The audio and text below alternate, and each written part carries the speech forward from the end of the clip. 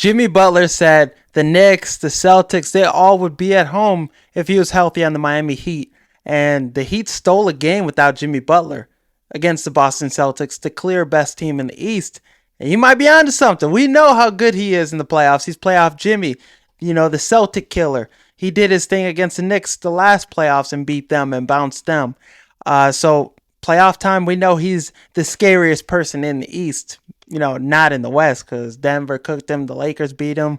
But every time playoff time comes around, nobody seems to be able to beat him. It doesn't matter who's on his roster and who's healthy and who's not.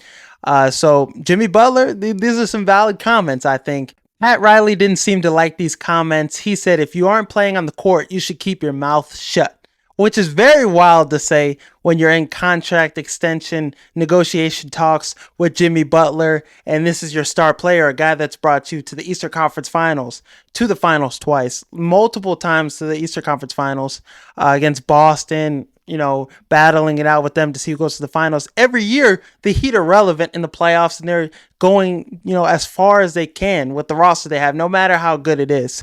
Jimmy Butler has done that. So him off the Miami Heat, I don't know how good they would be. They've developed talent. They've done a good job getting role players playing like stars.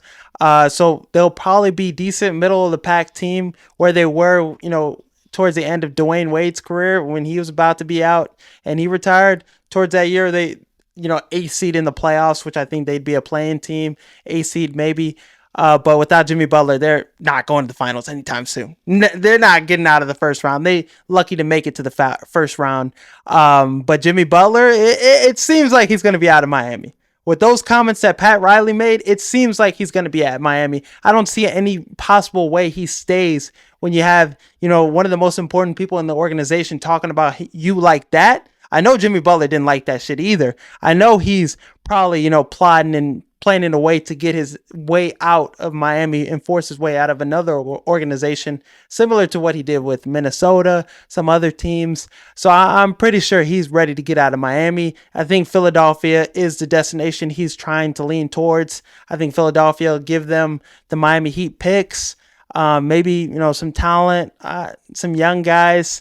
I wouldn't give up too much. Philadelphia, most of their players are free agents. Maybe you give up Ricky Council. I don't know what you do in a trade for Jimmy Butler, but I'm sure Daryl Morey's going to figure it out. And he should be on the phone right now with Pat Riley. He got to be on the phone right now with Pat Riley talking about how we can get Jimmy Butler back to Philadelphia. And if he gets to Philadelphia, that's one of the best teams in the East. They are going to make it to the finals, I think, at one point in the tenure with him back in Philly. Maybe this next year or the year after, they're going to be in the finals at some point. Jimmy Butler is that good, and he's exactly what they need on that roster. Daryl Morey says he wants a wing that can show up big in the playoffs and deliver, and that's exactly Jimmy Butler.